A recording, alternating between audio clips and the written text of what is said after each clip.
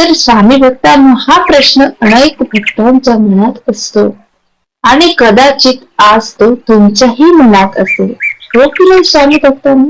तुम्हीच करून कळवा. मैत्रिणींनी, स्वामी समर्थ महाराजांनी आपल्या भक्तांना खूप मोठी शिकवण दिली आहे बरं का. ते सांगतात, चांगलं व्हा, पण इतकेही भोळे बनू नका की लोक तुमच्या चांगुलपणाचा फायदा घेतील. तुमच्या चांगले वागण्याचा ते फायदा घेतील इतकेही चांगले तुम्ही बनू नका.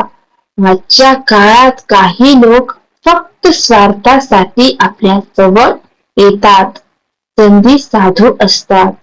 काम असेपर्यंत ते आपल्याशी गोड बोलतात आणि काम संपलं की आपल्यालाच विसरून जातात. असे लोकांपासून आपण नेहमी सावध राहावे. आपण मात्र त्यांना आपले मानत असतो.